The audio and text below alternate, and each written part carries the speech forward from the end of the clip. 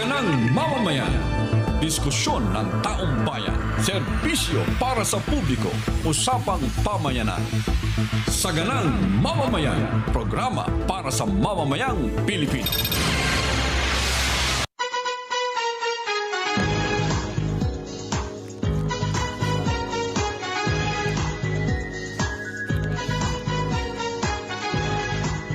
Ayon, masayang Friday po ng hapon sa inyo, mga giliw naming kababayan, lalong-lalo na yung nasa ibang dagat. Ano man po ang oras ngayon dyan at ano man ang sitwasyon, ay sana'y okay pa rin tayo. Ha? At kahit hindi tayo okay, ganun talaga buhay. Talaga naman, oo. Pero, katulad ngayon, holiday sa Pilipinas, ayan, mag-isa po ako, pansamantala. Pansamantala dahil mamaya, ay meron po tayong makakasama sa studio. Ito yung guest natin for today. Ang pag-uusapan natin ay yung testimonya, yung affidavit, yung ibinulgar ng dating mga sundalo. Opo, yung mga nagdala ng mali-maleta na di umani may mga lamang pera sa kung kani-kaninong tao. Lilinawin po natin ano na ang latest dyan sa kaso na yan. Iniimbestigahan na ba? At totoo bang merong hindi na tetestigo? Mamaya po, abangan po ninyo ang ating live na pakikipanayam kay Attorney Levy Baligod. Pero puntahan po muna natin ang kasalukuyang nangyayari sa Middle East. Alam niyo po ba na sa halip na humupa ang tensyon, gaya ng nabanggit ni US President Donald Trump, ang sabi niya, maghintay-hintay lang kayo dahil sa patapos na ang giyera, naku po, mukhang kabaligtaran. Lalo pong tumitindi, umiigting ang digmaan dyan sa gitnang silangan. As of March 20, yan po ay ngayong araw na ito, ay mula daw po sa palitan lang ng missiles nung mga nakakaraan, bombahan. Sa ngayon, ito daw pong conflict ay nag-intensify pa sa aerial operation and regional infrastructure targeting. Ang ibig sabihin, tinatarget na po yung mga infrastructure gaya ng mga mahalagang installations, yung mga imbakan ng mga langis. Itong Israel Defense Force, naglunsad na po na kung tawagin ay massive wave of strike ang target infrastructure sa Tehran. Ito po ay ganti ng Israel dahil noong March 18, tinarget ng Iran ang South Pars gas field at ang Asaluye processing hub. Na-damage daw po ang 1/5 ng gas processing capacity nito. Nako po, talaga naman oo. At dahil dito, mga babayan, ay lalo hong nagpatindi ito ng tensyon at ang matinding epekto, ayun nga po, lalo pong tumaas ang presyo ng petrolyo. Ang impact po dito, Iran has responded with zero restraint warnings. Naggagantihan na po. Launching drones and missiles at energy infrastructure in Kuwait, Qatar, and the UAE. Yan po ang ginawa ng Iran. Nag-launch na ng drones at missiles. At kanina, bago tayo magprograma, nanonood ako ng balita live dyan sa Middle East. Mukhang matindi po ang sitwasyon sa kasalukuyan. Hindi po humuhupa, lalong tumitindi. At dahil dyan, ito po ang ilan sa mga tinamaan sa Kuwait. Ito daw hong Mina Al-Amadi Refinery was hit by multiple drones causing fires. Nasunog. Refinery po yan. Sa UAE naman, na-intercept ang incoming threats ng kanilang air defenses. Ibig sabihin, mayroon ho talaga tumatarget. Ang Strait of Hormuz naman ay tuluyan na pong isinarado. At ang kasalukuyang presyo ng Brent crude lagpas na ho ng, hindi ba, ang lagi nating tinitingnan, baka lumagpas ng $100 per barrel. Pero ngayon, ang crudo, Brent crude, lagpas na po ng $115 per barrel. Matindi po ito. Kaya itong dito sa Pilipinas, ang forecast po ng oil industry, pagpasok ng yung next week natin ay 22, 23 hanggang patapos na ng Marso, ang presyo daw po ng diesel, nakita ko kanina maaari na daw pong umabot ng 130 pesos per liter.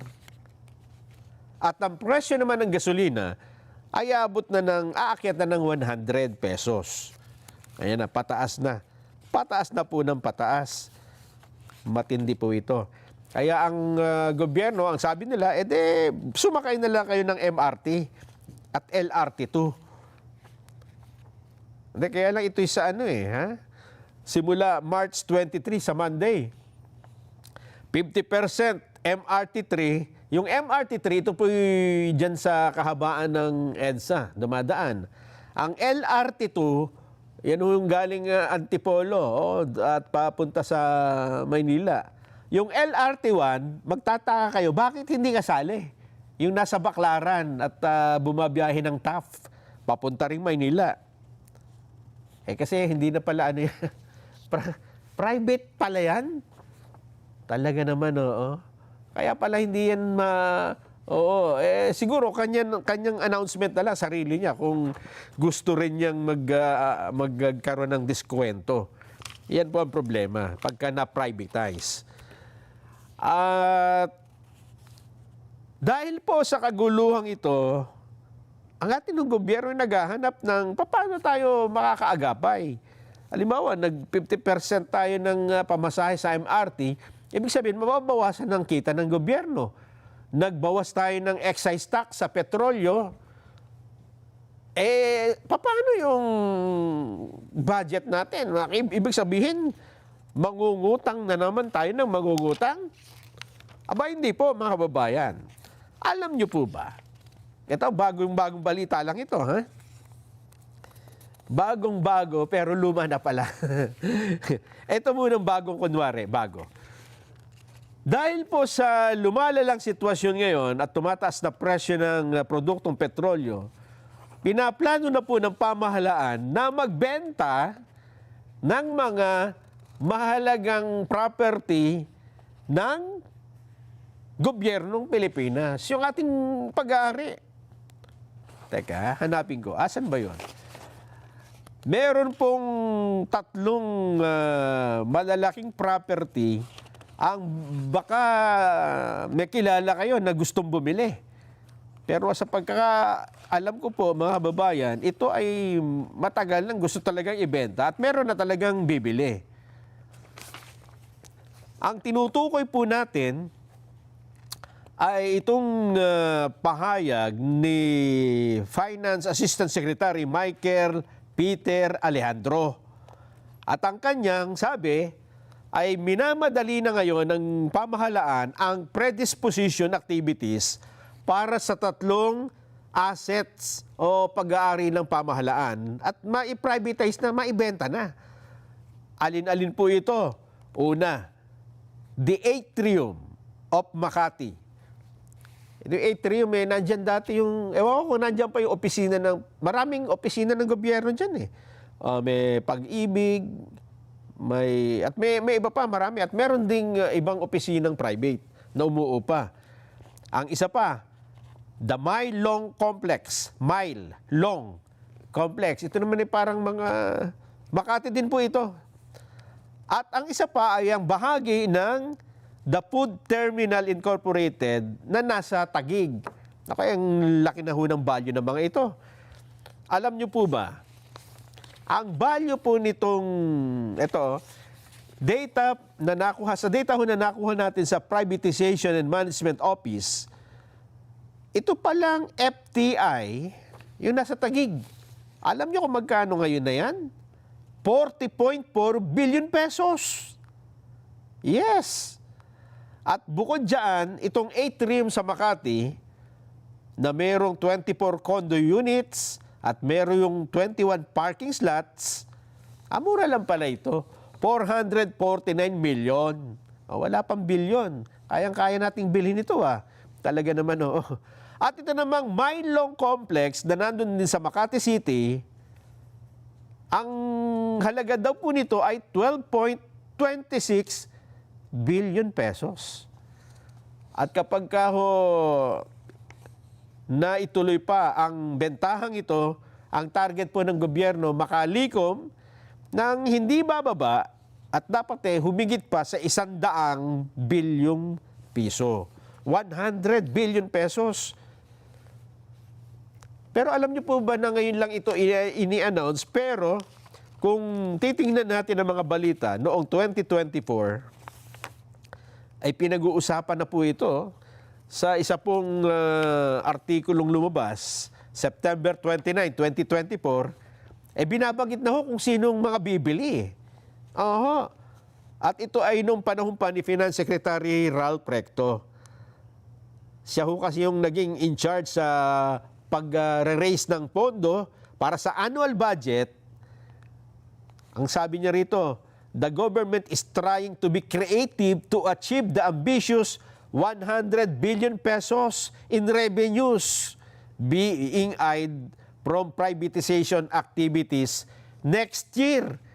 Next year niya rito, 2024 pa ito, dapat 2025, naibenta na.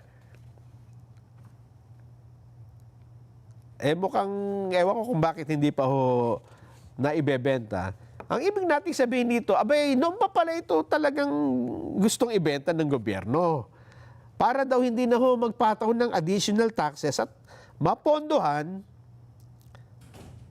huwag namang mailagay sa maleta. Baka sa ibang mapunta yan. Mapondohan ang mga proyekto ng gobyerno. At ngayon nga, sa panahong ito na may krisis, mukhang ngayon po talaga kailangan at baka lalong mabilis ito. Ang problema, kapag may ganitong krisis, baka humatawaran di ba? Baka maging, total, minamadali nyo ang pagbebenta, hindi namin bibili yan, ganitong presyo lang. Ang gusto namin, ako po, baka kasi yung presyong binanggit natin kanina, mga kababayan, ay mukhang matagal-tagal na Ibig sabihin, dapat hindi bababa pa doon sa nabanggit natin, ang bentahan. At sana nga po ay mapunta doon sa dapat na pagkapuntahan ng pondong ito. Dahil sa kasalukuyan, kung titingnan natin yung inayos nilang budget 2026, kulang po yun. Mangungutang pa tayo. Ang problema, pagka nangutang ang Pilipinas, dolyar, habang tumataas ang presyo ng dolyar kontra piso, taas ng taas yung utang natin. Plus interest pa. Naku po, ang tindi po ng problema natin pagka nagkaganon. At lumilitaw na kaya pala tumataas ang presyo ng dolyar ay dahil nag-i-intervene din ang US government. Pinapalakas nila. Dahil sa panahong ganito medyo may panganib na mag-devalue pagka may gulo Kaya gumagawa sila ng kaparaanan para lalo pang palakasin ng dollar, lalo pa at may banta ang Iran na hindi nila papayagang dolyar ang gamitin sa transaksyon sa pagbili ng langis dyan sa gitnang silangan. Ang problema, tayo po ang naapektuhan. Bukod sa pagtaas ng presyo ng mga produktong petrolyo, tumaas pa ang dolyar at eto pa ang problema. Eto yung sinasabi natin. Asahan daw po ang muling malaki na namang dagdag presyo sa produktong petrolyo sa susunod nga pong linggo, gaya ng nabanggit natin, inaasahang tataas ng mula 14 pesos hanggang 14.50 ang litro ng diesel. Ayan o. At sa gasolina naman, mula 7 hanggang 7.50. Naku, hindi pa nangyari ho yan eh. Sa mahabang panahon, hindi pa ho tumaas ng ganyang kataas ng plus 14. Kung nangyari yan noon, ako, magwawala na tayo. Pero ngayon, wala ho eh. Wala tayong magawa. Kaya dahil dyan, ang presyo nga po ay aabot na ng eto, ang masakit. Yun pong diesel, 130 per liter. Ang gasolina, mahigit namang 100 pesos. Masakit po yan. Eh, paano ngayon? Ang sagot ng sigurado kasi tataas ang pamasahe. Sabi ng pamahalaan, sabi ng presidente, oops, wag munang itaas ang pamasahe, kawawa naman yung mga pasahero. Binibigyan na nga natin ng ayuda ang mga driver. At mag-discount tayo sa MRT at LRT. Pero dahil mag-isa ako ngayon, mas maganda siguro samahan nyo ako, ha? May itatanong po tayo sa ating Vox Populi para na sa ganun makapaghuntahan tayo at mahirap po yung walang kausap eh. Eto ang ating katanungan. Bukod sa MRT at LRT, dapat bang ipatupad din ang 50% discount sa iba pang transportasyon? Ba, mukhang matindi yan. Ba, 50% sa jeep? Ala, yari na. Kayo po pagbigay ng suwesyon, no? Kasi parang hindi... Yun doon nga sa pagpigil na itaas ang pasahe sa mga public transportation, gaya ng bus at jeep, pumalag na yung iba. Ngayon nga may rally, di ba? May transport strike pa ngayon eh. Ganyan pa kaya pagka 50%? Sumagot po kayo kung anong ipon nyo. Baka meron kayo mas magandang idea para magawan po natin at ma-suggest sa pamahalaan. Isagot lang po ninyo, A, opo, tama yan, 50% discount sa iba pang mode of transportation, or B, hindi yan epektibo. At ipaliwanag nyo kung anong mas magandang paraan. At meron po tayong makabagong paraan ng pagsagot sa ating Vox Populi. Yes, makabago pero matagal na rin po ito. I-scan lang po ninyo ang QR code na nandyan sa ating TV screen gamit ang inyong cellphone. At pagka na-scan nyo, ilalabas po yung nasa gilid na sasagutan ninyo ng iyong pangalan para matiyak natin na totoong tao ang ating mga kausap. I-click ang submit button at automatic po natin na makukuha ang inyong mga mensahe. Huwag pong kakalimutan, ilalagay ang pangalan at lugar. Live din po tayo napapanood sa ating mga social media pages via Facebook at sa ating pong YouTube live streaming at Net25 News and Information. At siyempre, tayo po ay sabayang napapakinggan sa Radyo Aguila, DZEC 1062. Ayun. Samantala, bago tayo magpapatuloy, ito muna. Matagumpay pong naisagawa ang turnover ng dalawang Higer buses sa Port Management Office, Negros Occidental, Bacolod, Banago, Bredco o PMO-NBB sa panguna ng Philippine Ports Authority Head Office. Bilang bahagi daw po ito ng pagpapalakas ng passenger transport service sa Port of Banago. Gagamitin daw ang mga naturang bus bilang shuttle service ng mga pasahero mula passenger terminal building patungo sa docking area ng mga sasakyang pandagat. Ito'y may layong 1.3 kilometers, partikular sa rutang Banago Port, Dumangas Port. At ang bawat bus ay may kapasidad na 30 pasahero ang nakaupo at hanggang 50, 50 kung meron po namang mga nakatayo. May CCTV, meron ding digital signage at malaking luggage compartment ang nasabing barko. Ayan, no? Sakay na. At kayo ba'y maglalakbay sa pamamagitan ng sasakyang pandagat, barko, roro, ferry at iba pa? Importante, panoorin po natin ang paalalang ito ng PPA. The Philippine Ports Authority, or PPA, is the nation's premier maritime agency, steering the course of progress through the archipelago's vital ports and harbors. PPA is among the strongest economic performers in Southeast Asia, according to Drewry Maritime Research. This translates into bigger figures for the economy, creating a ripple effect in all sectors. PPA's mission is to provide modern, sustainable, and resilient port infrastructure and facilities to provide responsive, reliable, and efficient port services, and to promote a regulatory framework that is transparent, fair, and relevant to the needs of all stakeholders. To keep pace with the global trends and improve operational efficiency, the PPA has implemented various technological upgrades. Mas maganda lang pong bumiyahe ngayon sa ating mga pantalan dahil nakita naman po natin mas madali na, mas convenient para sa lahat. Lahat po ito ay bahagi ng ating pagsasaayos ng ating mga pantalan para na rin po sa matagal ng hinahangad o nire-request ng mga pasahero natin na gawing mas maganda at mas kaaya-aya po yung mga pantalan natin, lalong-lalo na po yung mga terminal para po sa lahat. Legasiya po nating lahat ito na tayo ay makakaalala so many years from now na tayo po ay naging bahagi ng pagpapaunlad po dito sa pantalan. The Philippine Ports Authority stands resolute.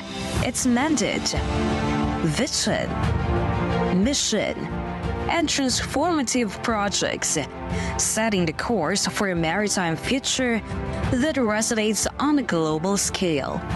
Philippine Ports Authority, linking the Philippine Islands to the world.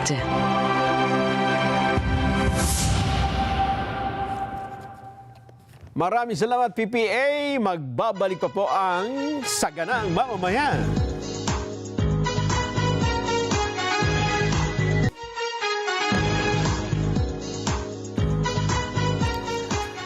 Nagbabalik po ang Saganang Mamamayan at gaya ng nabanggit namin sa inyo kanina sa pagsisimula ng ating programa, makakausap po natin live dito sa studio. Kasama po natin ngayon si Attorney Levito Baligod, anti-corruption lawyer. Attorney Levy, magandang hapon po. Welcome sa Saganang Mamamayan. Magandang hapon po, kapatid na Henson at saka sa mga nanonood sa inyong programa. Nelson po, Nelson. Nelson. Ayan. Sorry po.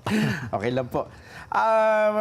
Kumusta po ang hinahawakan ninyong kontrobersyal na kaso? Itong paglantad ng 18 mga dating sundalo. Opo, inaasahan namin na aksyonan sana ng ombudsman yung aming sinumite, pero ang ginawa po ay ibinigay sa National Bureau of Investigation para imbestigahan itong mga 18 kung ano ang kanilang identities at background. At 2 beses po kaming pumunta sa NBI at nung huling pagpunta namin doon, Marso 17, ay nakita ko po na meron na silang structured na mga katanungan. Nakalista na po, no? Okay. At ang tinatanong po nila ay hindi talaga tungkol doon sa laman ng kanilang affidavit, kundi totoo ba na dati kang Marines? Paano ba kayo nagkita-kita ni na Attorney Baligod? Ano ang sinakyan nyo? Papunta sa press conference ninyo? Kilala, mga ganun po, no? Mga peripherals. At nakita ko po yung intention talaga ng NBI noong pagdating pa lamang namin sa NBI office po, ay pati plaka ng aming mga sasakyan ay nililetratuhan nila. Okay. Oo. Pero hindi ba, ang sabi nga ng NBI, ano lang naman ito, parang, siyempre, kapag kahit daw sa pulis, kahit sa presinto, pumunta ka, kailangan alamin mo muna kung credible ba o yung nagre-reklamo ba ay kung sino, di ba, Attorney Levy? Yun nga po, yung identity ay na-establish naman namin. Pero yung hinahanap nila na credibility daw, hindi naman po nagtanong tungkol sa nilalaman ng kanilang affidavit para malaman nila kung credible ba o hindi. Parang sa tingin ninyo, tama naman na kilalanin mo yung identity at tingnan yung background. Pero parang too much, parang hindi naman dapat ganun ang normal. Opo, isipin po ninyo, pati kung nasaan ang safe house nila ay tinatanong nila. Ay, oo nga. Parang hindi nga tama. So, hindi sincero po na pag-iimbestiga ang kanilang ginawa at may halong panloloko. Paano Kasi panloloko? ang sabi po nila sa amin pagdating namin doon ay, attorney, kwan ito ha, hindi ito custodial investigation. Kasi Okay. kung custodial investigation po ay kailangang may kasamang abogado ang bawat isa. So sabi ko, kung hindi custodial, okay lang. Pero nagbigay ng payo yung director nila. Ang sabi, si Attorney Baligod, dapat kumuha rin siya ng sarili niyang abogado dahil iniimbestigahan din siya. Ang sabi niya. Oo. So hindi po nagtutugma. At custodial investigation na yung nangyayari talaga. Pero alam nyo, Kuya Nelson, merong isang, nung natapos na ang tanungan, ipinakita sa akin nung mga investigador yung natapos nila na dokumento, no? Yung question and answer. At nagrereklamo sa akin si Benny Bolante, for example. Ang sabi niya, sir, hindi naman nila ako tinanong kung ano yung nalalaman ko tungkol sa pag-deliver ng mga maleta. Tapos nung binuluntaryo ko na sabihin sa kanila, hindi nila sinali sa aking affidavit. So, ang tinanong ko yung dalawang investigador. Ang sabi po nila sa akin, sir, hindi na namin sinali dyan dahil nandun naman nasa pinagsamang sinumpa ang salaysay nila. So, yun po ang explanation. Kaya po nung ibinibigay sa akin yung iba, wala hong laman yung mga kwan nila mga tanong. Hindi naman tungkol... Hindi tungkol doon sa sinasabi. Oo, kaya ang sabi po ng mga investigador, sige sir, pwede bang ituloy natin ito? Magbibigay kami ng supplemental na mga katanungan, hintayin nyo na lang yung susunod naming sabpina, sabi nila. Kaya hindi po totoo yung sinasabi ni NBI Director na ayaw daw pumirma ang ilan sa mga former soldiers ng kanilang affidavit. Hindi pa ho tapos Ayun, kaya hindi pa pinipirmahan. Opo. Teka muna, nung una kayong pumunta doon ay 16, di ba? Opo. Tapos, nung bumalik kayo ay 16 pa rin ba? O, 18 na po. nabuo na uli. Kasi yung una po namin, nanganak po kasi yung isa, yung asawa nung isa. At sinamahan din nung isa para may kasama po na bumiyahe. Pero nung pangalawang imbitasyon ay kompleto na po. Kasi nung una po kayong lumantad, February 25, 24? 24. 24, opo.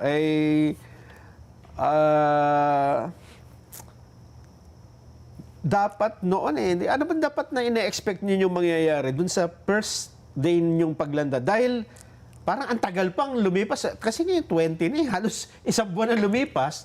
Tsaka parang nagkaroon ng interest na ipatawag kayo.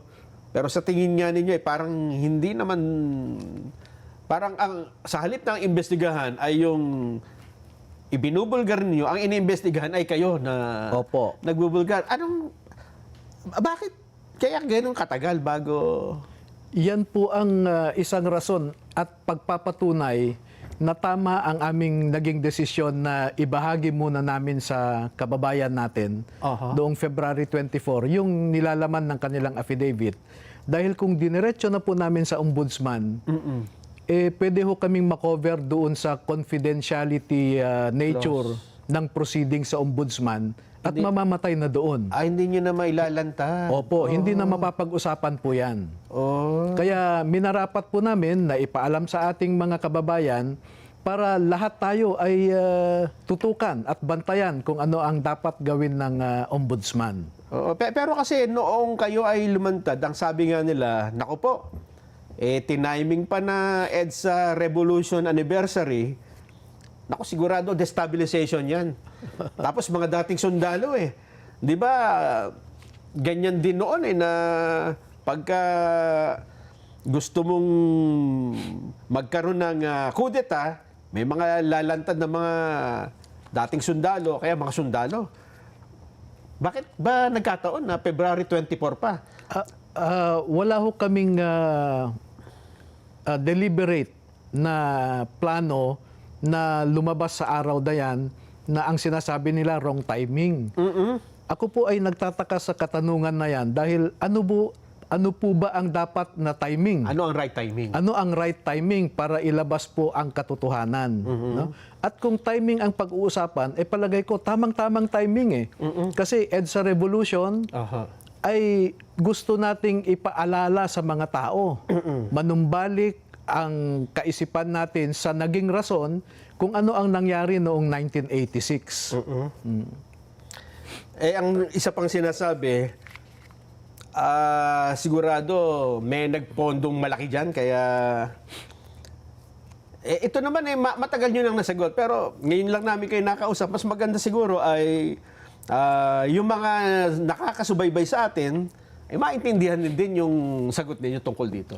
Alam niyo po kung sinasabi nilang nabayaran kami, nabayaran ang mga sundalo, pwede ko pong ipakita sa inyo yung text messages namin nung isa na nanganak yung asawa. Dahil yung hindi nyo kasama nung isang araw. Opo. Kasi sir, pwede bang tulungan mo ako? Kailangan ko lang pambayad sa ospital. Nagpa-GCash pa ako sa kanya. And then sabi niya, sir, naiwan pa yung anak ko sa ospital. Pwede bang makatulong kayo? So, kung nabayaran po ang mga ito, hindi na ho siguro hihingi ng, ng konting halaga. At saka siyempre, ang pagkakaalam ko sa Marines, di ba, hindi naman, ewan ko, di ba, pero sa matagal ng panahon, hindi sila ganun no? Na sa pere, no? Opo, yung nandun po yung disiplina, no? Ang sabi nila, sir, sanay naman kami sa hirap. Yung papasukan namin ay marahil ito na yung huling laban na papasukan namin. Dahil gusto naming magpakasundalo para sa ating bayan. Yun po ang talagang rason nila Dito sa, nung lumitaw kayo, attorney, kasama yung 18, ito yung unang kopya niyan Pero ang gamitin na natin itong may notaryo ito, hindi ba? Opo. Pero bago yon, nagtataka nga rin ako bakit parang kay Gutesa din, na ang unang tinanong ay yung abogadong nagnotaryo. Tapos nung nakita nila na tama naman ang notaryo at pinatotohanan ng lawyer, yung witness mismo sa notaryo. Nagtatawanan nga kami dito ni Jan. Sabi ko, ngayon ako nakakita ng gano'n. Kasi sa tinagal-tagal naming reporter na nagko-cover ng mga kaso sa DOJ, wala pa kaming na-encounter na yung notaryo ang iniimbestigahan Kaya po, doon natin makikita yung totoong pag-iisip ng nasa gobyerno ngayon, no? Pinagtatakpan nila itong malaking pagnanakaw na naganap po sa administrasyon na ito. Kaya nga po, lumapit nga kami sa simbahan sa mga religious, no? Dahil nakita po namin na itong ating gobyerno ay hindi na, it is no longer serving the interest of the people. Makikita po nyo yung executive branch, no? Napakarami po, involved sila sa pagnanakaw. Yung iba't ibang departamento, katulad ng example ko, yung sa Department of Agriculture, noong 2024 po ay 8 billion pesos ang kanilang disallowance. No? Pag pumunta ka naman sa Kongreso, lahat po sila involved din sa, halos lahat, hindi, halos lahat ay involved din sa pagnanakaw. Pero itong mga ilan sa mga nabanggit na pangalan dito, halimbawa, itong pinakabago, si Agriculture Secretary Chu Laurel ay nag-file ng cyber libel. Noong mga nauna, si De Lima, sino pa ba? Nakaka-anim na ata Father Flavi, si General Katapang, Antonio Trillanes, at saka si General Ed Anyo. Ano ang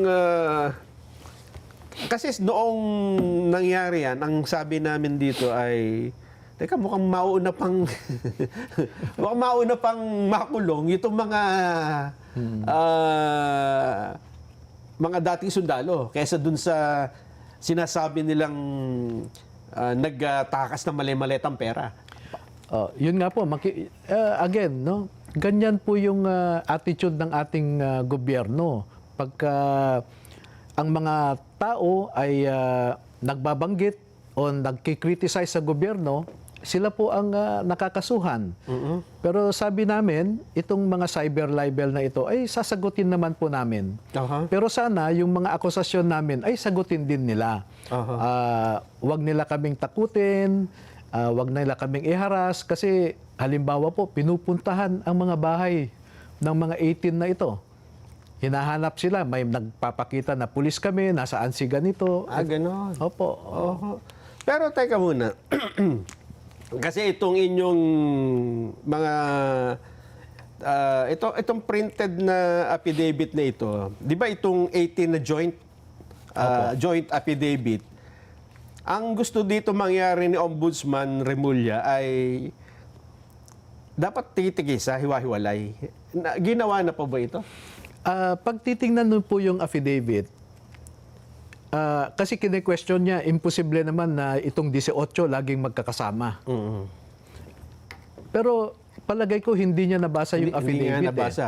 Kasi yung pinagsamang sinumpaang salaysay, makikita po dyan na yung naunang pagpapahayag ay common sa kanila, ang kanilang alegasyon. Pero pagdating po sa mga delivery sa ating mga mambabatas, katulad halimbawa ng isang senador dyan, ay binanggit naman po kami, si Tube, Voluntate. May pangalan. May pangalan Kung po. sino yung involved sa isang particular na sitwasyon. Opo, oo. At saka yung mga litrato po dyan ay sample lamang po yan. Kasi halimbawa may isa dyan na lumabas ang litrato sa loob ng bahay niya. Kung tinanong sana kami ng NBI o sa mambabatas na ito, ano ang katibayan nyo? Na totoo. So, inilabas din po sana namin, ito yung litrato ng bahay, Ayun. ito yung mga litrato ng mga sasakyan na nakaparada sa harap ng bahay. Pero wala pong ganung pagtatanong eh. Para magkaroon kayo ng parang supplemental na patutunayan. Pero ito po, dahil aminado naman itong mga dating sundalo na nung dinideliver nila ito, hindi na naman nila alam kung saan galing eh. Ang ibig sabihin na hindi naman nila alam na ito'y galing sa flood control o kung anumang project. So po, posible din na may mga picture dito, attorney, na nag-deliver sila ng pera na hindi naman talaga may kaugnayan sa pondo ng gobyerno. Maaring transaksyon lang ni Saldico sa isang negosyo niya. Maaring gano'n, nakahalo. Pwede pong nag-deliver sila dahil contractor din si Saldico. Yes. Nag-deliver siya ng commission sa isang mambabatas. Pwede. Kaya ang sabi po sa transmittal letter ko kay Ombudsman ay maaaring may violation sa Republic Act 3019. Okay. At saka Republic Act 6713. Kasi yung mambabatas tumanggap ng malaking halaga, hindi naman niya po ni-report sa kanyang SALN. Ayun. So that is... So doon papasok. Oo. Criminal offense din po yun. Halimbawa naman, nag-deliver sa isang pribadong tao, tapos yun naman halimbawa, ang binabanggit nila si Andrew A. Nag-endorse at binayaran ng napakalakiting halaga. Pero wala naman yata dito si Andrew A. sa picture. Opo. Pero posible ba yun na may ganun din? Na Meron din nautusan din sila sa ganun? Opo. Halimbawa, isang pribadong mamamayan, dineliveran ng pera at may katibayan na ilang maleta yan. Dineclare ba niya sa income tax return niya? Kung kung na-declare, so walang problema. Opo. Tax evasion po yun. Oo nga. So ang ibig lang ninyo sabihin dito, andito lahat ito, patunayan natin kung alin dito talaga yung... Kasi dapat ang nag-iimbestiga ng anomalya, nangangalap ng ebidensya. At saka na lang niya sasabihin, ito hindi to pwede, ito hindi to pwede. Hindi pwede, hindi kayo pwede lahat. Opo. Ang problema, wala pa talagang totoong pag-iimbestiga, meron na ho silang conclusion. Meron na nga. Katulad ni Ombudsman, ang sabi niya, ang isang litrato dyan ay kinuha o nakuha noong nakaraang administrasyon pa. At alam ko po yung tinutumbok niyang litrato. Kung alin dito. Oo, pero pag nag-imbestiga siya, ipapakita namin yung metadata Aha. ng litrato na yan. Yung pagkakakuha ng Oo, petsa mismo. Nandyan yung petsa, yung oras. Oo. Na ito ay hindi matagal ng picture, kundi Opo. anong taon yun? 20... September 2022. Ayun. Oo, ganun din ang bago mag-imbestiga ang NBI, ang dami na pong nilabas na konklusyon ang kanilang direktor. So parang baligtad. Conclusion muna bago investigasyon. Opo, parang ganyan po ang nangyari sa... Ayun nga po. Teka, kasi kaya na nabanggit ko kanina dito, attorney. Eto ha. Asan ba yun? May napansin kasi ako rito na sabi ko, mukhang dapat talagang investigahan. Mayroon binanggit dito na kasama rito ang mga larawan. So ito yung mga picture, no? Oo. At video. Meron ba dito sa ano? Hindi ko po pwedeng mai-attach ang video Ayun yan. nga, yung Kasi sinasabi. video, di Yun ba? ang sinasabi namin. Sabi ko, ibig sabihin, yung mga nandito, picture. Meron pa silang hawak na ebidensya. Ganun po ba? Tama po ba? Kasi po yung iba dyan, parang screenshot lang ng Video, video. ayo, tama. Oo, parang portion lang ng video. Yun nga sinabi namin dito na katulad nito, nagdi-deliver. Hindi natin alam kung talagang picture to o screenshot ng video. So Opo. may mga picture dito na talagang galing sa video pala.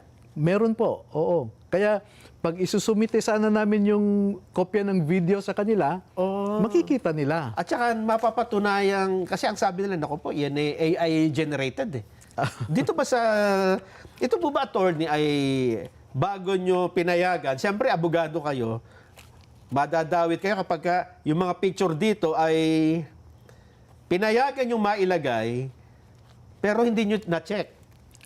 Lahat po yan ay tiningnan ko. At galing talaga sa mga telepono nila. Ibig sabihin, hindi ito ipinasa lang. Alam ninyo kung yung binabanggit yung metadata. Lahat ito meron. Oo, nakita ko po yan. Oo. Oo. In fact nga, meron din, nagdududa na kung ilan ang na-deliver. Pwede ho na, kasi halimbawa yung helicopter dyan na ginagamit, Apo, itong nandito. nandyan po, mga 4 na litrato yan na ipinapakita yung parehong helicopter. Pero pwede ho naming ipakita na, naku, ilang litrato po yan. Hindi lang ho siguro 50. Ganun? Oo. Mga picture, ganun kadami? Kasi sample lang po yan. Kasi kung ilalagay nyo rito, parang, dapat wala nang i-investiga. No.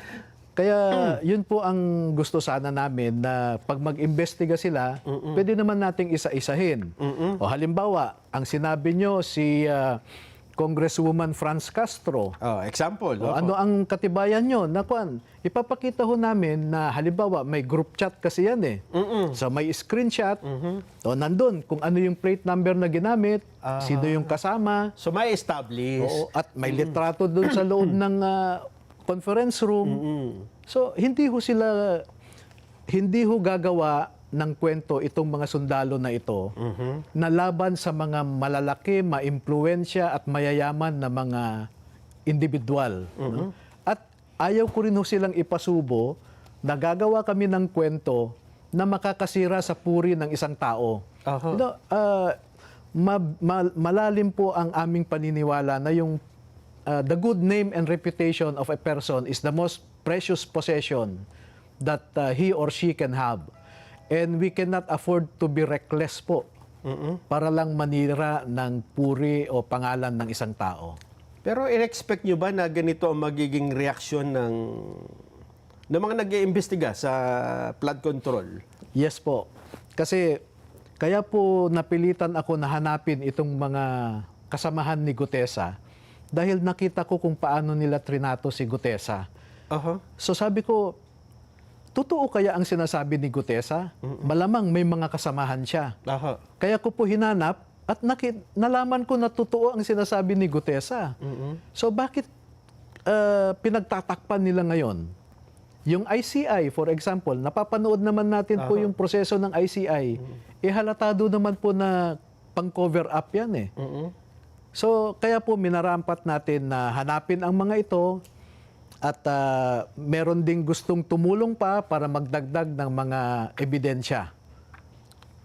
Anong ibig nyo sabihin? Teka lang, ha? Aking idadigest yung huli yung sentence, ha? May ibang gustong tumulong pa na magdagdag ng ebidensya? Yes po. Itong 18 sundalo, may iba pang susunod? Malaki po ang posibilidad. Ito bang mga ito ay mga dati ring sundalo o meron ding mga...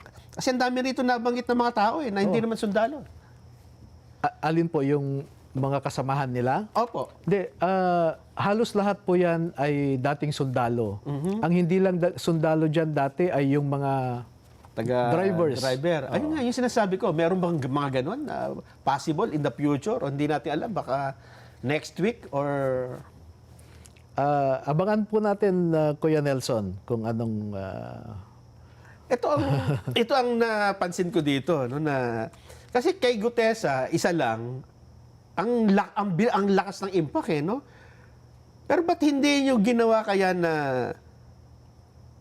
isa-isa ang inilabas? Every week may lumilitaw. Alam ba, ang inunan nyo rito ay yung pinakamaraming may alam. Tapos isa-isang lumilitaw. Ano kayang nangyari? Wala ho kasi kaming iniisip na strategy o ano. Simple lang po ang sa amin, no? Ang nilalaman niyan are not their personal truth. They are not political truth. Objective truth po ang nandyan, no? Kaya kung ilan silang handang lumabas po sila. Pero sa haba ng kwentong ito at sa dami nila, matagal yung binuo ito. Ibig sabihin, siyempre, hindi mo basta tatanggapin, attorney, di ba? At ang gagawin nyo, gagaya siguro ng ginawa ng NBI, chinek nyo muna lahat. Opo. Una kaming nagkita-kita nung ilang kasamahan nila, October pa lang. Oo. So, usap kami November hanggang December. Pagdating ng Christmas break, sabi ko sa kanila, pag-isipan niyong mabuti, kausapin niyo ang pamilya niyo. Kasi mahirap na lalabas kayo, pero hindi kayo nag-usap ng pamilya. So, ihanda niyo rin ang pamilya, sabi ko. Kaya pagbalik ng Enero, ganun pa rin po. At paulit-ulit po yan na tinatanong ko sila. Kasi nagte-take notes ako kung nagsasalita sila. And then, ilalagay ko sa draft ng kanilang affidavit. Pag kausap ko ulit sila, tinetest ko kung consistent. Tama naman po yung kanilang mga sinasabi, consistent naman. Kaya ayun na nga, nung February, nung na-review nila lahat, binigyan ko sila ng tig-isang kopya nila. Parang isang linggo pa ho bago namin ipa-notaryo eh. Oo nga. So, ibig sabihin, tama. Kasi kung paparatangan kayo ng, it will take time talaga pala, no, na mabuo itong testimonya nila. Anong nakikita nyong kahihinatnan nito? Kasi ngayon ay 2026, 2 years na lang magpapalit na tayo ng administrasyon. Ito ba kailangan pa ba natin itawid dito sa kabilang ibayo? Ganun po ang malaking posibilidad na mangyayari dahil nakita natin ang galaw ng Ombudsman, ang NBI, ang Kongreso at ang Senado na ayaw nilang pag-usapan ito, ayaw nilang imbestigahan. No? So siguro magkakaroon tayo ng oportunidad kung magbago ang ating administrasyon at yung susunod na administrasyon ay bukas ang kaisipan na imbestigahan ito. Ay, pero sa bagay, buti na lang madali na, no? Sandali na lang. Pero sa tingin nyo, may impact din ito. Kasi siyempre, sa election, kung anong issue ng bayan kung ano ang mainit na issue, may epekto yan sa magiging behavior ng mga botante. Malaki bang epekto nito sa tingin ninyo, sa magiging resulta? Kung ang ating mga kababayan po ay mapanuri, no? at they keep on engaging on this issue, palagay ko may epekto po yan. At kung hindi magbabago ang pag-iisip ng pamahalaan natin ngayon Yung pagtrato dito. na magkaroon ng totoong investigasyon, baka hindi po maganda ang paningin ng mga botante sa kanila. Ang sabi ni Senador Lacson noong siguro napanood nyo rin naman sa hearing na payag na siyang ipatawag kaya yung mga dating sundalo. Pero binawi niya yata kinabukasan at ayaw na daw ng maging circus. Ano ang tingin nyo? Yun nga, nagtataka rin ako kung bakit biglang ganun ang paningin ni Senador Lacson sa ganitong issue. Kasi yung mga nakaraan, nasubaybayan naman natin ang kanyang political career. Opo. At ipinakita niya sa taong bayan na isa siyang masugid na lumalaban sa korupsyon. Pero biglang nagbago ang kanyang pananaw eh. Sabi ko nga, ang pagdududa niya ay imposible daw yung 805 billion pesos. Kasi kinumpute niya, mukhang hanggang ngayon daw nagde-deliver pa. Kung ganun talagang kalaki. Oo. Pero hindi makapaniwala si Senator Lacson sa 805 billion. Samantalang ang estimate ng isang professor po ay 1.5 to 1.9 trillion ang ninakaw. Wow, laki. So halos kalahati lang itong binabanggit ng mga sundalo na ito. Pero sa tingin nyo ba yung mga example, i-accept muna natin na ito talaga ay galing sa pondo ng gobyerno, kasama na kaya dito yung iba pang ang ibig sabihin, hindi kaya ito ay hindi lang flood control project? Ay, opo. Kasi yung dumating na pera kay Saldico ay galing sa iba't ibang sources. No? Halo-halo na yun. Opo, hindi lang flood control eh. Halimbawa, yung sinasabi nila na nag-deliver si General Katapang ng Bucor kay Saldico, hindi naman siguro galing sa flood control yon. Oo, kasi nga sabi niya, hindi naman ako involved dyan. Wala naman akong kinalaman sa flood control. Ba't ako bibigyan? Oo. Pero marami po eh. Pag sana lumabas si Mark Tiksay o si Paul Estrada, kasi meron po yung iniwan na parang diary niya eh. So makikita po nyo doon, ang daming iba't ibang sources eh. Pati nga yung PhilHealth. Ayun ba pinagtataka ko, attorney, no? Bakit itong dalawang nababanggit lagi, nabanggit na ito sa Senate hearing eh, nasa transcript ito eh. Yung Mark Tiksay at yung isa, yung Paul Estrada, bakit kaya hindi ipinapatawag or hinahanap man lang? Exactly po, no? Wala akong narinig na sinabpinahan, pero ang pagkakaalam ko ay nasa labas ng bansa sila. Oo. Pero kahit na, Ayun di ba? Sampinahan mo para makatulong sana sa pagpapaliwanag, pero wala pong ganong effort eh. At doon nakapaghinala. Oo, talaga naman, oo. Maraming salamat sa pagpunta nyo rito sa studio.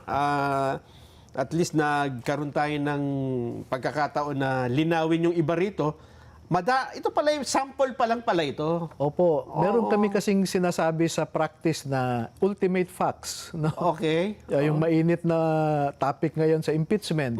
Kasi yung ultimate facts, sabihin mo lang kung ano yung alegasyon mo. Para kung magkaroon ng investigasyon, saka mo ibigay yung mga ebidensya mo. Ayun, pagka nandun na. Opo. Oo, halimbawa yung binabanggit. Ito ako kung unang nakapansin doon na larawan at video. Sabi ko, teka muna. Hindi mo may ilalagay yung video dito. Exactly po. So meron talagang video. Yan ang sinasabi ko sa mga NBI na we are ready to comply with your subpoena to present digital evidence, mga litrato, etc. Pero hindi naman nila tinanong.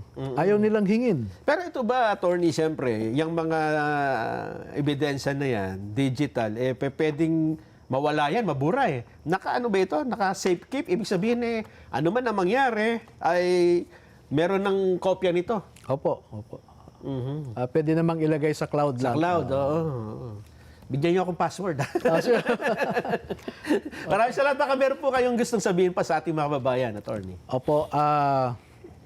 sa ating mga kababayan ay wala kaming intensyon. Walang intensyon itong 18 na dating mga sundalo na basta manira ng puri ng ninuman. Gusto lang nilang makiambag, sumali sa panawagan na kailangan ang korupsyon sa gobyerno ay matigil na or masawata na. Huwag niyo po silang siraan. No? Mag-focus tayo sa issue lamang. Sa ating gobyerno, na ngayon ay ginagawa ang lahat na mag-conduct ng complete background investigation, katulad sa akin, handa naman po kaming magpa-imbestiga. At kung yan ang nakikita nyong sagot sa aming mga aligasyon, sana wag naman po kayo tumigil dyan. Tingnan nyo rin yung aligasyon ng mga 18 na dating sundalo. Salamat po. Maraming salamat, Attorney Levy Baligon. Magbabalik pa po ang Saganang Mamamayan.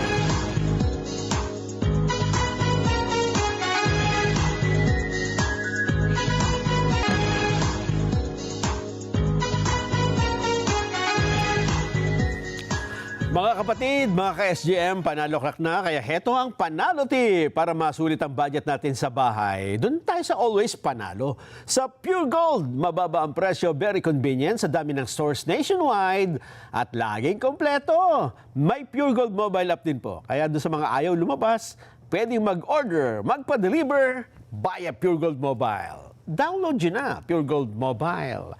At sa patuloy namang laban kontra lamok, may bagong proteksyon para sa bawat pamilya. Lion Tiger Mosquito Killer Coil. Isang sindi, tuloy-tuloy ang proteksyon buong gabi. Tangkilikin sariling atin at siguradong may FDA permit. Nasa tamang timpla at hindi nakakalason. Safe, matibay at sulit sa budget. Tigre sa tapang, lion sa lakas. Lion Tiger Mosquito Killer Coil. Lamok, tepok. Ay, ano, kung lion nga, tiger. Oh. Yan ang katol ng mga leon. Mahigit 50 taon na pong nagdadala ng ginhawa sa mga tahanang Pilipino. Subok sa tibay, siguradong kalidad. Kung maayos na pahinga ang usapan, iisa ang pangalan na mapagkakatiwalaan. Salem Bed, ang hari ng tibay. Yan, no? Sarap matulog. Talaga man holiday, eh. Ba't pa tayo nagtatrabaho? Talaga naman. Ito naman ang inyong mga kasagutan sa ating katanungan na okay ba sa inyo ang 50%? O kailangan meron ding discount sa iba pang transportasyon? Opo, panahon na. FPRRD nga, libre sa busway sa EDSA. O nga, no, noon ay libre dyan. Romeo Licuanan, Guevara, 13 Martires City. Opo, dapat po. Halos lahat po naman dapat may discount dahil lahat ay tumaas. Omar Magpayo ng Milan, Italy. Band-Aid solution lang yan. Paano kung magtagal pa ang gyera sa Middle East? Joseph Dulay ng Baguio City. Opo, pakibati po, birthday ng misis ko. Ayun, no? Sa Sunday. Lorraine Fiesta ng Adelaide, Australia. Oy, happy birthday po, Ma'am Lorraine. Mula kay Ka-Erdi Fiesta ng Adelaide, Australia. B, baka wala nang bumiyahing jeep, tricycle o taxi kung magdi-discount pa sila ng 50%. Ang sabi naman ni Chris Larcena ng Bagumbong, Caloocan. B, hindi po effective yan. Dapat balance kasi mahihirapan naman po dyan ang mga namamasada. Dapat gumawa ng alternative na paraan ng gobyerno na makakatulong sa mga mananakay. Jessler Mateo ng Jeddah, Saudi Arabia. B, hindi po epektibo dahil pareho pong may maapektuhan. Catherine Aguilera ng Papua New Guinea. Oy, kumusta kayo dyan? B, pwedeng siguro 25%, pero para medyo balance. Ayun, no? Del Bahe ng Lantau, Hong Kong. A, dapat ipatupad sa lahat ng transport. Just Vlog ng La Union. B, hindi yan epektibo at mas nararapat ang pagtaas ng minimum fare ng public transport sapagkat para makaahon din naman ang mga pumapasan sa mahal na gasolina at unang naapektuhan. Ken Charles ng Imus, Cavite. Dapat lang po para makaluwag-luwag sa mga mamamayan kahit konti. At dapat every Sunday, free ang transport. Uy, Meron ba ganyan? Opo, dito sa Australia. Uy, talaga? Marites ng Australia, doon pala ilibre ang transport every Sunday. Kawawa po ang mga nagbaboundary lang ng mga driver, lalo wala pong kikitain. Dapat mag-provide po ang government ng mga sasakyan na libre. Luis Luna ng Quezon City. Ayan. At speaking of libreng discount sa sakay, buti pa itong, di ba yung mga app ngayon na pwede kang makakuha ng mga taxi. Yan. Ito, hindi to masyadong sikat pero alam nyo ba na itong ride-hailing company na InDrive ay nagbigay ng tulong sa kanilang mga driver. Yes! Sila ay namigay ng 2.7 million pesos na fuel voucher para mapagaan ang gastos sa gasolina sa mga driver at sa pasahero sa gitna ng tumataas na presyo ng langis. Dapat ganyan no? Mag-initiative na sana yung mga kumpanya. Ano mang masasabi nyo? Grab dyan. Baka naman, Grab. And laki na rin naman ng kinita natin hindi ba? Ang fuel voucher program ay katuwang ng 5,000 pesos na fuel subsidy ng gobyerno para sa mga transport worker. At dahil dyan, tuwan-tuwa yung mga nagdadrive dyan sa InDrive. Sana sumunod na dito yung iba pa. Yung Angkas, yung ano pa ba yan? Move It. Yung mga merong app na kumikita. Para sa ganun, makagaan-gaan tayo dahil wala pa po tayong nakikitang ano dito. Kumbaga sa tunnel, wala pa yung the light at the end of the tunnel. Wala, puro kadiliman. Ang nakikita natin sa sitwasyon ngayon, wala pa tayong nakikitang ending. Ano magiging ending ng tensyong ito sa gitnang silangan? Sa ngayon ay napakalabo pa. Yes. Parang pandemya po yan noong 2020. Nag-i-start pa lang tayo. Papunta pa lang tayo. Sabi nga nila, papunta pa lang tayo sa exciting part. Ayan. At mamaya, babati muna tayo ng mga birthday bago tayo mag-break. Happy birthday muna. Eto, ini-invite ako sa birthday. Kaya lang, nandito po tayo, nagpo-programa kay Ate Glo Banique de los Santos. Ayun, nagbe-birthday po siya today. Sa mga oras na ito, at siya po ay nagdaraos ng, batang-bata, biruin nyo, nag-birthday siya sa fast food chain na may chicken. 65 years old. Talaga naman, happy birthday, Ate Glo, hahabol na lang ako. Basta tiran mo ko ng chicken, na may French fries. Talaga naman. Belated happy birthday kay Jason Anunciacion noong March 15. At advance happy birthday naman kay Charito Anunciacion sa March 22. Ayun, sa Monday yan. Happy birthday kay, Madam Bueng de la Puente. Birthday mo pala ngayon. Kaya palang tahimik mo, Pero dapat, nagpapakain tayo, Huwag ka mag-alala. Akong bahala. Akong bahala kay Ate Weng. Birthday mo ngayon, Happy birthday din kay Brian Season from Santa Cruz, Ilocos Sur. Happy 85th birthday to Jose Gray Sr. from Palayan City, Nueva Ecija. Talaga, 85th? Talaga, sana maabot pa natin ang ganyang edad, Yung 85 pero malakas pa. Si Ray Herrera 82 pero nakakatakbo pa. Talaga naman Happy birthday din kay Sheila Bañez Padilla. Ang pagbati ay mula sa kanyang magandang nanay, Ate Shirley Del Rosario Bañez from lokal ng Fontana District of Orange County, California. Magbabalik pa po ang Saganang Mamamayan.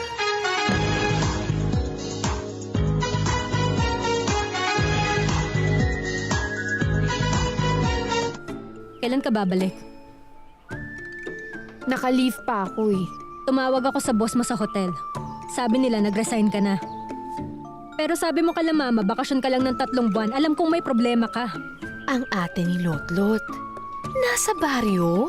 Mukhang nalaman niyang nag-resign ako at pababalikin sa Shanghai.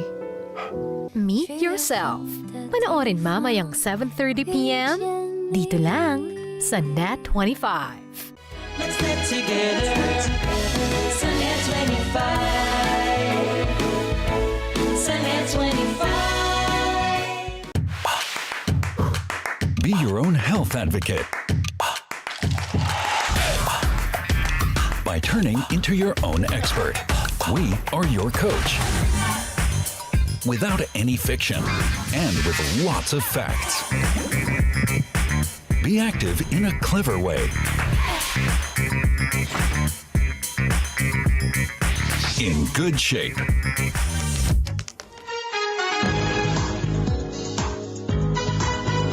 Gamit naman ang inyong remote control, iskan ang Net25 sa inyong TV menu. Pagkatapos maskan, pili lang po ang Net25 HD sa listahan ng mga channels. Let's Net Together na sa panonood ng mga programa, lalo na ng Saganang Mamamayan. Ayan. Teka muna, bago tayo magbasa ng iba pang mga mensahe natin sa Vox Populi, ibigay lang natin itong isang balitang ito. Ito. Ayan, to. Alam nyo ba, hinahanap nyo si Saldico? Nako, eto, baka makita na natin si Saldico. Alam nyo ba na si Saldico ay susunduin na? Sinasabi natin, no? May susundo na kay Saldico. Sa kaya dadalin? Baka kung sandalin, ha? Alam nyo kung sinong susundo kay Saldico? Si DILG Secretary John Vic Remulla. Ayon, pupunta daw po sa Portugal si Secretary Remulla. At ang gagawin niya doon para makuha si Saldico, kakausapin niya yung mga opisyal ng Portugal doon. Kasi siyempre kung nandun si Saldico, alam nila kung saan nakatira yun. Siguro mas maganda siya na magpaliwanag. Baka kung anong gawin kong paliwanag dito at magkamali pa tayo. Secretary, John Vic, paano gagawin natin? Sabi mo, may passport siya ng Portugal. Portuguese citizen yan. Baka hindi siya ibigay sa atin. Anong gagawin natin, Secretary? Tuloy-tuloy, wala kaming tigil. We won't stop. No one's on the take here. Lahat yan. Sinisigurado ko, I'm on top of it. Kami yung maghahanap. Ayon. Sigurado kayo, sinabi pupunta. Parang narinig ko ng tuloy-tuloy. Baka hindi sinabi. Kaya maganda minsan kung ano talaga yung sinabi. No? Para makasabihin, hindi ko naman sinabi pupunta ako doon. Gawa-gawa nyo lang yan. Siguro yung sa buong tanungan, no? Maikli lang kasi. Pagka sa atin, yung buo dapat. Yes, para hindi tayo masabihan na, out of context yung binabasa nyo na yan. Hindi naman sinabing pupunta. Talaga naman, oo. Dito muna tayo. Eto muna. Ngayon ay nagkakaubusan tayo ng petrolyo, di ba? Yung gasolina, diesel. Etong pinakamahirap pagka ito ang naubos. Hindi na baling wala tayong gasolina. Hindi na baling wala tayong diesel. Pag ito ang nawala, patay tayo lahat. Literal. Alam niyo po ba na ang Pilipinas daw po ay nalalapit na sa kung tawagin ay water bankruptcy? Ha? Pagkaubos ng tubig, bankrupt na ang Pilipinas? Sinong nagsabi nito? Hindi ho kung sino-sino. Kundi ang Department of Environment and Natural Resources o DENR. Si Secretary Juan Miguel Cuna. Ang kanyang babala, dapat maging alerto tayo, mga kababayan. Huwag tayong masyadong aksayan ng tubig. Parating na daw po ang ating bansa sa water bankruptcy. Paano nagkaganon? Parang ang dami naman tubig sa Pilipinas. Napapalibutan tayo ng dagat. Oo, dagat nga yan, pero hindi mo maiinom ang dagat, maalat yan. Ang sabi niya rito, ang kasalukuyang pangailangan o demand para sa tubig ay masyado ng mataas o nahihigitan na yung natural replenishment ng ating water resources. Ibig sabihin, mas marami nang gumagamit kaysa dun sa tubig na napoproduce, yung bumabalik sa kalikasan. At dahil dyan nagpananawagan siya, dapat magkaroon ng legislative action para ho sa water management. Kung minsan kasi kapag marami pa, hindi natin binibigyan pansin. Kasi nate-taken for granted. Nakikita mo kasi, andyan lang yan. Pag nag-flush ka, may tubig. Pag bukas mo ng gripo, may tubig.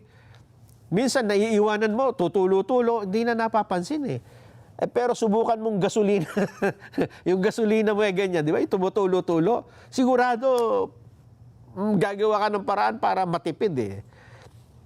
Pagka po ito mangyayari, yung nakita nyo yung sa Africa, mga kababayan, tingnan nyo yung buhay ng Africa. Sa loob ng maghapon ng buhay nila doon, karamihan, 8 oras mahigit, ginagamit nila yung 8 oras para lang makakuha ng tubig na malinis na maiinom. Pupunta, maglalakbay sila na napakalayo, babalik sila ng maghapon, para lang magkaroon ng iinuming tubig. Huwag naman sana mangyari sa atin yan. Kaya tuwang-tuwa yung mga taga-Africa nung dyan sa lingap sa mamamayan, nakapagtayo ng yung water sources. Yung ando na sila, hindi na sila aalis, malinis pa. Tuwang-tuwa ho yung mga kapatid natin doon, yung mga mamamayan doon. Oo, ganun kasi kahalaga ang tubig. Oo, hindi na baling walang gasolina, basta may tubig, di ba? Pero sana sa atin, dito sa Pilipinas, maaga pa nito na wag tayong dumating sa panahon na, nako po, mga kababayan, ang tubig po ay mas mahal pa sa gasolina ngayon. Nako po, dyan ho na tayo magkakagulo. Pagka nawalan ho tayo ng tubig, talaga naman, basa tayo ng mga reaksyon. B, mahirap po yan. Kasi hindi naman po lahat ay parehas ang kalagayan. Tracy Sugimura ng Chiba, Japan. Hindi po epektibo yan, lalong walang kikitain ng mga jeepney driver natin. Dapat gumawa ang gobyerno natin ng magandang plano para sa kanila at para sa mga commuter po. Marvin Lopez, Valenzuela City. Dapat po bigyan ng 50% discount sa lahat. Alan de la Cruz, San Pedro, Bustos, Bulacan. Sa lahat po sana. Pati sa provincial bus at eroplano. Saan ka pupunta? Dan Calagua, Santiago, Isabela. Oo, kung eroplano yan, 50%, ako po, laking bawas niyan. B, because discount can't help the transport sector. Although there's advantage to commuters, but still the problem remain. The government make a strategic solution to ease the effect of oil prices. James Harden ng Manila. English speaking, ha?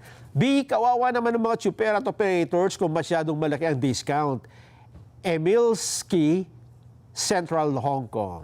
Ayan, talagang naman nakaraos tayo. Resulta na po tayo ng Vox Populi sa araw na ito.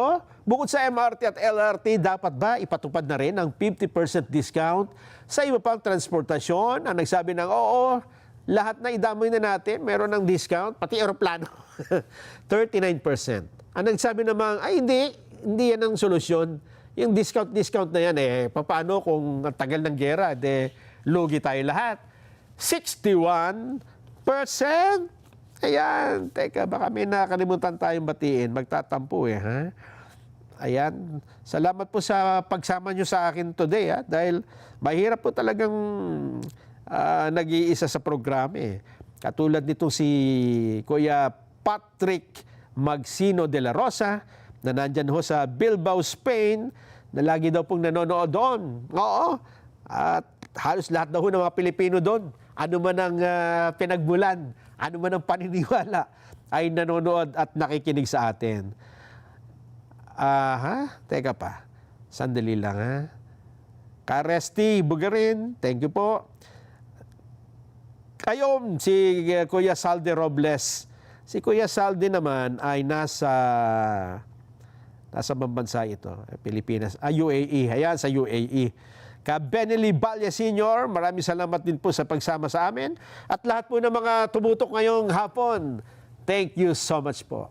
Hanggang sa muli, ito po ang Saganang Mamayan, programang paborito ng bayan. Dahil Friday ngayon, tapos holiday pa, enjoy your evening with your family and happy weekend. See you on Monday. Bye-bye!